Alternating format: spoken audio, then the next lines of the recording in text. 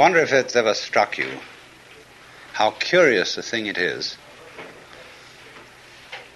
that most of the things that we experience we regard as things that happen to us, which we ourselves do not originate, which are events expressing some sort of power or activity that is external to ourselves. And if you consider that, you realize that what you mean by yourself is rather narrowly circumscribed. Even events that go on in our own bodies are put in the category of things that happen to us in the same way as things that go on in the world outside our skins. If there's a thunderstorm or an earthquake, well, it happens to you. You're not responsible for it. But so in the same way, when you have hiccups, you didn't plan on it. If you have belly rumbles, you had no intention of doing it. And as to the catastrophic act of getting born, well, you had nothing to do with that. And you can spend all your life blaming your parents for putting you in the situation in which you find yourself. And this way of looking at the world in this sort of passive mood as something that happens to you goes right down to our general feeling about life. It goes down to the way in which, as Westerners, we have been accustomed to look at human existence as a precarious event in a cosmos that, on the whole, is depicted as being completely unsympathetic and alien to our existence. In other words, if you're reared with a 20th century, or shall we say an early 20th century common sense, which is based on the philosophy of science of the 19th century, with its rejection of Christianity and Judaism, you regard yourself as an accident, a biological accident, in a stupid universe, which is mechanical, but has no feelings, no finer feelings. A vast, pointless gyration of radioactive rocks and gas in which you happen to occur. Of course, if you don't have that point of view and you are more traditional, you look upon yourself as a child of God. And therefore, under authority. In other words, there's a big boss on top of all this who allowed you, at his pleasure, to deign to have the disgusting effrontery to exist. And you better watch your P's and Q's, because that Almighty is looking after you with the attitude of this is going to hurt me more than it's going to hurt you. And when you look at the world in that image, or in the other image that it's a stupid mechanism, either point of view you take, you don't really belong. You're not really part of all this. And I could use a stronger word than part, only we don't have it in English. We have to say something like connected with it, essential to it, or to put it in the strongest possible way, it is quite alien to Western thought to conceive that the external world, which is defined as something that happens to you, and your body itself as something that you got caught up with, it is quite alien to our thought to consider all that as you yourself. Because, you see, we have such a myopic view of what oneself is. It's as if, in other words, we selected how much experience is really to be regarded as me. As if you focused your attention on certain restricted areas of the whole panorama of things that you experience, and say, I will take sides with that much of it. Now, we come here right at the start to an extremely important principle, which is the different points of view you get when you change your level of magnification. That is to say, you can look at something with a microscope and see it a certain way. You can look at it with the naked eye and see it in a certain way. You look at it with a telescope and you see it in another way. Now, which level of magnification is the correct one? Well, obviously, they're all correct, but they're just different points of view. You can, for example, look at a newspaper photograph under a magnifying glass, and where with the naked eye you will see a human face, with the magnifying glass you will just see a profusion of dots, rather meaninglessly scattered. But as you stand away from that collection of dots, which all seem to be separate and apart from each other, they suddenly arrange themselves into a pattern. And you see that these individual dots add up to some kind of sense. Now you'll see at once from this illustration that maybe you, when you take a myopic view of yourself, as most of us do, but you may add up to some kind of sense that is not apparent to you in your ordinary consciousness. When we examine our blood streams under a microscope, we see there's one hell of a fight going on. All sorts of microorganisms are chewing each other up. And if we got overly fascinated with our view of our own blood streams in the microscope, we should start taking sides, which would be fatal, because the health of our organism depends on the continuance of this battle. What is, in other words, conflict at one level of magnification is harmony at a higher level. Now, could it possibly be, therefore, that we, with all our problems, conflicts, neuroses, sicknesses, political outrages, wars, tortures, and everything that goes on in human life, are a state of conflict which can be seen in a larger perspective as a situation of harmony? Well, it is claimed, you see, that some human beings have broken through to that vision, that they've slipped somehow or other into states of consciousness where they see the apparent disintegration and disorganization of everyday life as the functioning of a totality which at its level is completely harmonious. And you can say, aha, at last I see, I got the point. I've seen how all this makes sense. But what this insight depended upon was your overcoming the illusion that space separates things. That is to say, the space, the interval between your body and mine.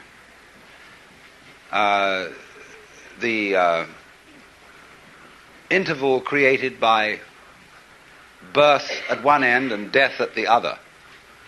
And then after somebody's death, then somebody else's birth. These are events with intervals between them. And normally we regard these intervals in time and these intervals in space as having no importance, no function. We tend to see the universe itself as really consisting in all the stars and galaxies. That's what it is. That's what we notice. But the space in which all this happens is sort of written off as something that isn't really there. But what one has to realize is that the space is an essential function of the things in the space. After all, you can't have separate stars unless there is a space around them. Eliminate the space and you will see you couldn't have this phenomenon at all. And vice versa. You couldn't have the space. They wouldn't be there in any sense whatsoever if there weren't the bodies in it. So the bodies in the space and the space are two aspects of a single continuum. They're related together in exactly the same way as a back and a front. And you just don't get one without the other. So the moment you see that intervals, that space is connective, you can understand at once how you are not just to be exclusively defined as a flash of consciousness that occurs between two eternal darknesses, which is the popular common sense view which Western man has of his own life. That you consider that in the darkness that comes before your birth, there was no you, and in the eternal darkness that follows your death, there is likewise no you. And I'm going to discuss these matters not by appealing to any special spooky knowledge, as if I had been traveling on the higher planes and knew all my previous incarnations and therefore could tell you authoritatively that you are much more than this individuality. I'm going to do it on a basis of complete common sense, that everybody has access to the facts. And that just what you have to realize is that life is a pattern of immense complexity. And what you call yourself as a living organism, say, I am my whole body at the very least. Now what is that body? That body is recognizable, and I recognize my friends when I meet them again, with luck, and you recognize me. Although the last time any of you saw me, I was absolutely something entirely different from what I am now. Just as the flame of a candle is never a constant. A flame of a candle is a stream of hot gas. Only you say the flame of the candle as if it were a constant. Well, it is a recognizably constant pattern. The spear-shaped outline of the flame and its coloration is a constant pattern. But in exactly the same way, we are all constant patterns. And that's all we are. The only thing constant about us at all is the doing rather than the being. It's the way we behave, the way we dance. Only there's no we that dances. There's just the dancing. Just as the flame is the streaming of hot gas, just as a whirlpool in a river is a whirling of streaming water. There is no thing that whirlpools. There is the whirlpool. And in the same way, each one of us is a very, very delightfully complex undulation of the energy of the whole universe. Only by our process of miseducation, we've been deprived of the knowledge of that fact, not as if though there was someone to blame for this, because it's always with our own tacit consent. Because life is basically a game of hide and seek. Because life is pulsation, on and off. Here it is, and now it isn't. And by being this pulsation, we know it's there. See, you don't know what you mean by on unless you know what you mean by off. That's why when we want to awaken someone, we knock at the door. It's not enough to slam the door once with your fist and make a big noise, but you keep up a pulsation, because that by its on and offness attracts attention. All life, you see, is this flickering in and out. Only there are enormous rhythms in it. There are very fast flickering ins and outs, like the reaction of light upon our eyes, such that if I take a lighted cigarette in the dark and I spin it, you will see a circle of fire. Because the reflection of that cigarette tip on your retina lasts, it endures. Just in the same way as on a radar screen. An image stays a little while until it's revivified by another round. So in that way, you see, you notice continuity. And in the same way then, you notice the continuity of a light, because although, like say, with an arc lamp is actually a flickering light. And that's why they don't allow arc lights to be used in any shop where there's a circular saw moving. Because sometimes the flickering speed of the arc light so synchronizes with the turning speed of the teeth on the blade that the teeth look as if they're not moving. And so anybody who might put his hand on the blade would have it chopped off, thinking it was a still one. So in this way, very fast impulses are looked upon us as constant. And we see where there are fast impulses a solid thing. When you look at the blade of a propeller or an electric fan, the separated 4 or 3 blades become a solid disk, and you cannot throw an egg through it. Well, so in exactly the same way, you can't put your finger through a rock, because the rock is moving too fast for your finger to go through. That's the meaning of the whole phenomenon of hardness. Hardness in nature is immense energy, but acting in a very concentrated space, restricted space, but going to beat hell. That's why you can't get through it. Now, from those very tiny fast rhythms, which give us the impression of continuity, there are also in this universe immensely slow rhythms. And these are very difficult for us to keep track of. And they impress us and depress us as our own life and death, as our coming and going, which goes for what is to us such a slow pace that we can't possibly believe that it is really a rhythm. We think of it as our birth, as something quite unique that could never occur again, because we're so close to it, you see, and it's moving so slowly. And so with that point of view, we are, like Marshall McLuhan has said, he borrowed a metaphor from me, which is that we are driving a car looking at the rear vision mirror. That means that the environment in which you believe yourself to exist is always a past one. It isn't the one you're actually in. The process of growth, the basic process of biology, is one in which lower orders are always being superseded by higher orders. But the lower order can never figure out, or only very rarely figure out, what the higher order is that's taking over, and may see it as a terrible threat, as total disaster, as the very end, but therefore can never be aware that the principle of growth always has and always will continue. Whereas that's what's going on. But you never know what the next step is going to be, because if you did know, you wouldn't take it, because it would already be past. Do you understand this? That any certainly known future is an event of which we can say, you've had it. And in that sense, it's past. When we play games, and we say in chess or in bridge or whatever game you're playing, the outcome of the game becomes certain. We at that point cancel the game and begin a new one. Because the whole zest of the thing, and which takes me back to the idea that this whole thing is a hide-and-seek game, is that you don't know what the next order coming up is. But one thing you can be sure of, it will be an order, and it will comprehend you. At the moment, we stand at a time in history where we're beginning to think of the great countdown on the end of the human race.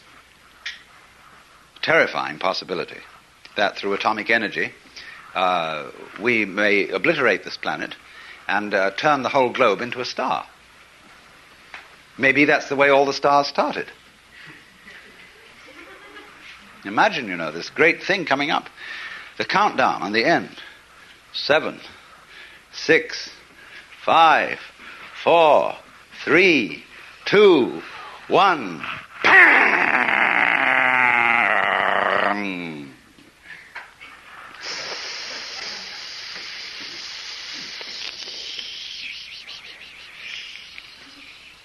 Poof!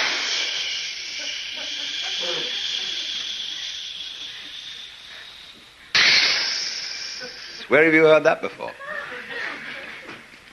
You sit on the seashore and you hear the waves going in and out, and you don't stop to think. That's what you're doing. That's what the whole business is doing. And there are places where the wave mounts and mounts and it gets too big for its boots or whatever, and it spills and breaks. And we could do just that. But very important to realize that that's what you're doing, because then you don't get panicky about it. And the person who's going to press that button is the person who's going to be in panic. So if you realize that that's what it is, and that it doesn't really matter if the whole human race blows itself up, then there's a chance that it won't do it. That's the only chance we have. Not to do this thing which attracts us like a kind of vertigo, like a person who looks over a precipice and is all set to throw himself over. Or a person who jumps out of a plane when they're skydiving and forgets to pull the parachute ring because he gets fascinated with a target. It's called target fascination. He just goes straight at it, you see. So we can get absolutely fascinated with disaster, with doom. Or, you know, all the news in the newspapers is invariably bad news. There is no good news in the newspapers. People wouldn't buy a newspaper consisting of good news. Even the free press is full of terrible news. Except the San Francisco Oracle. And the fascination, you see, for this doom might be neutralized if we would say, well, why bother about that? It's just another fluctuation in this huge, marvelous, endless chain of our own selves and our own energy going on. See, here's the problem. Because of our myopia, because of the way we've, as it were, restricted consciousness to focus upon just that certain little area of experience that we call voluntary action. That's us. And everything else happens to us. Now, that's obviously absurd. Let's suppose you take in your hand one of those toys, a gyroscopic top. And you suddenly notice, the minute you get this in your hand, that it has a kind of vitality to it. It seems to resist you. It starts pushing you in a certain way, see? And sometimes you're with it and following it. And then sometimes you see it. It's just as if you held a living animal in your hand. You know, you pick up a hamster, you know, or a guinea pig, and you hold this little thing in your hand. It's always trying to escape. So the gyroscope always seems to be trying to escape your hold. Now, in exactly the same way, what you're experiencing all the time, all sorts of things are getting out of control and doing things you don't expect. It's trying to escape your hold. All right, then don't grab it so hard. And you discover that this living thing that you're feeling, like the gyroscope top, it's your own life. Because you can see very simply that you would not understand the experience that you call voluntary action and decision, being in control and being yourself, unless in opposition to that there was something else. You couldn't realize self and control and will unless there was something other, out of control, and instead of will, won't. It's the two together only that produces the sensation that you call having a personal identity. Only, there is a funny thing about human consciousness which has been worked out very carefully in Gestalt psychology, which is that our attention is captured by the figure rather than the background, by the relatively enclosed area rather than the diffuse area, and by something moving rather than what is relatively still. And to all those phenomena that in this way attract our attention, we attribute a higher degree of reality than the ones we don't notice. That's only because, for the moment, those are more important to us. Consciousness, you see, is a radar that is scanning the environment to look out for trouble, just in the same way as a ship's radar is looking for rocks or other ships. And the radar, therefore, does not notice the vast areas of space where there are no rocks, no other ships. So in the same way, our eyes, or rather the selective consciousness behind the eyes, only pays attention to what we think is important. I am at this moment aware of all of you in this room, of every single detail of your clothing, of your faces, and so on, but I'm not noticing it all. And therefore I will not be able to remember tomorrow exactly how each one of you looked and what you were wearing. Because what I notice is restricted to things that I think are particularly important. If I notice some particularly beautiful girl in the audience, then I might notice also what she's wearing, and that would be memorable. But by and large, you see, we scan things over, but we pay attention only to what our set of values tells us we ought to pay attention to. But quite obviously, you as a complete individual are much more than the scanning system. You are in relationships with the external world that on the whole are incredibly harmonious.